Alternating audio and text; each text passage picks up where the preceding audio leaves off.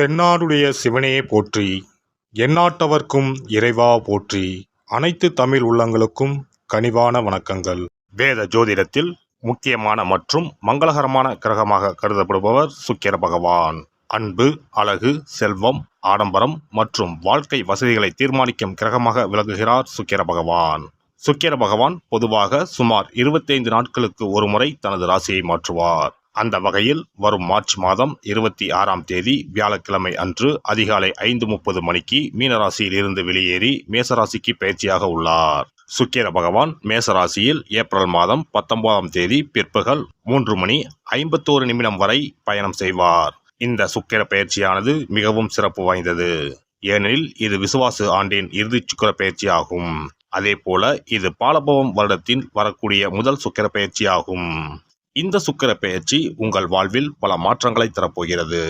குடிசையில் இருந்த சில ராசிக்காரர்களின் வாழ்க்கை இப்போது கோபுரத்தில் ஏறப்போகிறது. பணம் பல வழிகளில் இருந்து வரப்போகிறது.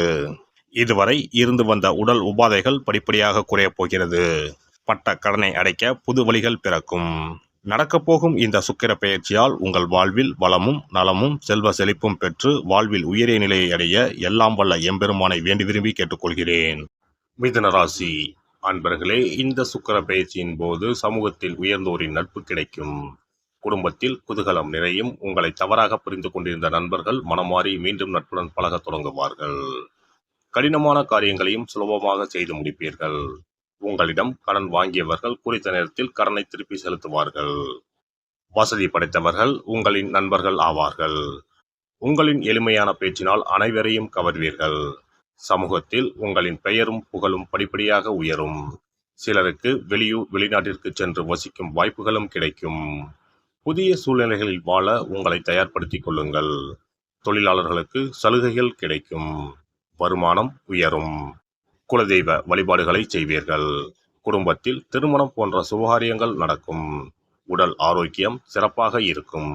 சிலர் புதிய தொழில் தொடங்க முயற்சி செய்வார்கள். இந்த காலகட்டத்தில் உங்கள் வேலைகளில் சிறு தடுமாற்றங்களும் ஏற்படலாம். அதனால் பொறுமையுடனும் பொறுப்புடனும் நடந்து கொள்ளுங்கள்.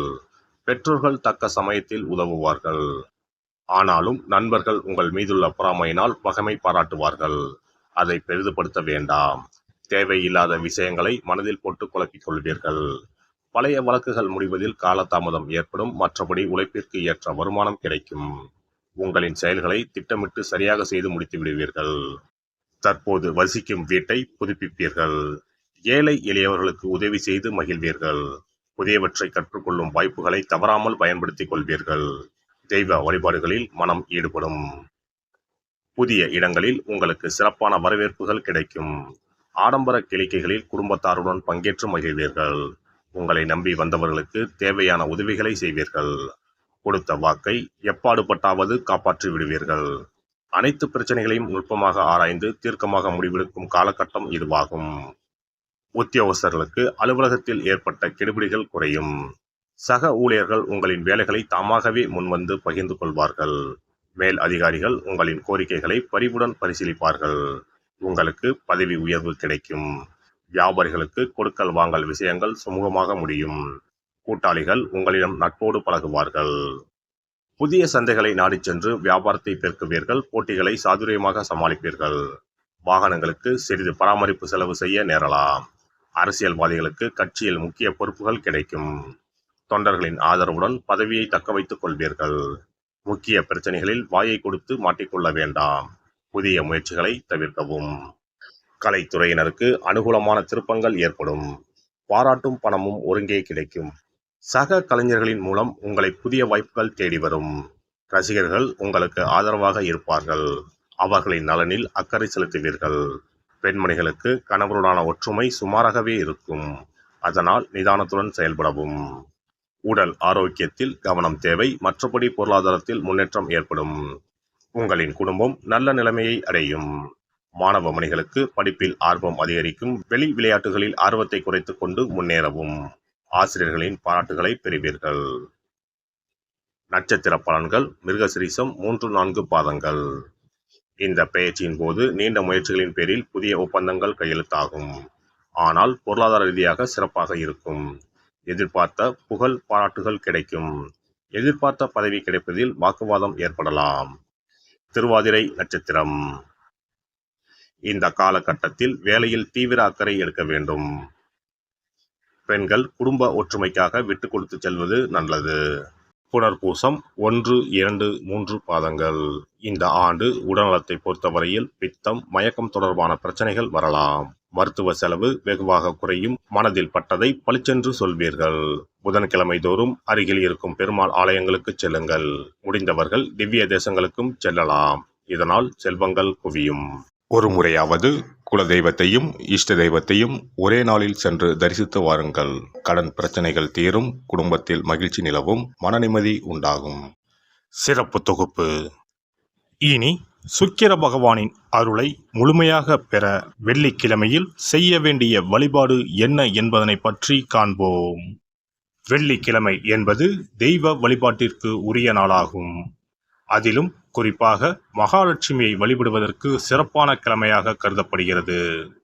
நமக்கு செல்வத்தை வாரி வழங்கக்கூடிய மகாலட்சுமி தேவியும் குபேரனும் நம்முடைய பூர்வ ஜென்ம கர்ம வினைக்கு ஏற்ப பலாபலன்களை கொடுக்கிறார்கள்.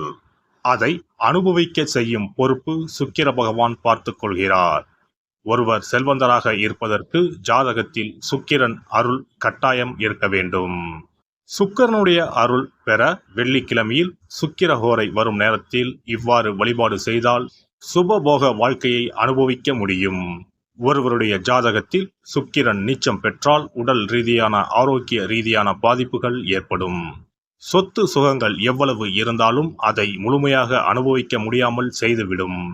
பெரிய பெரிய பணக்காரர்களை எடுத்துக்கொண்டால் அவர்களிடம் எவ்வளவு காசு கொட்டி கிடந்தாலும் சுக்கிர தசை இல்லை என்றால் அவ்வளவு பணமும் வீண் விரயமாகத்தான் போகும். குறிப்பாக மருத்துவ செலவுகள் செய்தே சொத்துக்கள் அழியும் நிலை வரும். இதற்கு சுக்கிர பகவானுடைய வழிபாடு நல்ல ஒரு பலனை கொடுக்கும். சுக்கிர பகவானுக்கு வெள்ளிக்கிழமை என்பது உரிய தினமாகும். சுக்கிரன் அருள் பெற வீட்டில் வெள்ளி பொருட்களை பயன்படுத்துவது நலமாகும். வெள்ளியில் சுக்கிரன் வசிப்பதாக ஐதீகம் உள்ளது. வெள்ளி பொருட்கள் கொண்டு பூஜை செய்தால் சகல சௌபாக்கியங்களும் உண்டாகும். சுக்கிர வழிபாடு செய்ய நினைப்பவர்கள் காலை 6 மணி முதல் 7 மணி வரையிலான காலம் சுக்கிரஹோரை ஆகும். அதனை தவறவிட்டால் மதியம் 1 மணி முதல் 2 மணி வரை சுக்கிரஹோரை நிகழ்கின்றது. அதையும் தவறவிட்டால் இரவு 8 மணி முதல் 9 மணி வரையிலான சுக்கிரஹோரை நேரத்தில் வழிபாடுகள் செய்து பயன்பெறலாம். இவற்றில் காலை 6 மணி முதல் 7 மணி வரையிலான முதல் சுக்கிரஹோரையில் சுக்கிர வழிபாடு செய்வது சிறப்பான பலன்களை கொடுக்கும். காலை முதல் மாலை வரை உபவாசம் இருந்து சுக்கிர பகவானுக்கு உரிய காயத்ரி மந்திரத்தை உச்சரித்து கல்கண்டு சேர்த்த சர்க்கரை பொங்கலை நைவேத்தியம் படைத்து வெள்ளை நிற பூக்களால் அர்ச்சனை செய்ய வேண்டும். சுக்கிர தசை நடப்பவர்களும் சுக்கிரன் நீச்சம் பெற்ற ஜாதகக்காரர்களும் இந்த வழிபாடு செய்வது சிறப்பான பலன்களை கொடுக்கும். சுக்கிர தசை நடக்கும் பொழுது சுக்கிர வழிபாடு செய்து வர வருமானத்தை சுகமான வாழ்க்கை வாழ்வதற்கு உரிய வகையில் பயணிக்க செய்யும். வீடு, நிலம் வாங்குவது, ஆடம்பர பொருட்கள், சொத்துக்கள் போன்றவற்றை வாங்க வைக்கும். அதுவே சுக்கிரன் நீசம் பெற்ற காலத்தில் இந்த வழிபாடு செய்பவர்களுக்கு வீண் விரயங்கள் இல்லாமல் ஓரளவிற்கு வறுமையிலிருந்து பிழைக்கச் செய்யும். வெள்ளிக்கிழமையில் நவக்கிரக கோவிலுக்கு சென்று சுக்கிர பகவானுக்கு வெள்ளை வஸ்திரம் சாற்றி வழிபாடு செய்யலாம். வெள்ளை நிற நைவேத்தியங்கள் தயார் செய்து கோவிலில் வரும் பக்தர்களுக்கு தானம் செய்யலாம். இவ்வாறு செய்து வர சுக்கிரனின் முழு அருளும் கிடைக்கப் பெற்று வாழ்வில் உயரிய நிலையை அடைவீர்கள். எல்லாம் வல்ல இறையருளால் நீங்களும் உங்கள் அன்பு குடும்பமும் உடல் நலம், நீலாயுள், நிறை செல்வம், உயர் புகழ், மெய்ஞானம் ஓங்கி வாழ்க வளமுடன். இந்த வீடியோ பதிவு உங்களுக்கு பிடித்திருந்தால் லைக் பண்ணுங்க, கமெண்ட் பண்ணுங்க, ஷேர் பண்ணுங்க, மறக்காம சப்ஸ்கிரைப் பண்ணுங்க, பக்கத்துல இருக்கிற பெல் பட்டனை கிளிக் பண்ணுங்க. நன்றி, வணக்கம். ஓம் நமச்சிவாய. சிவாய நம.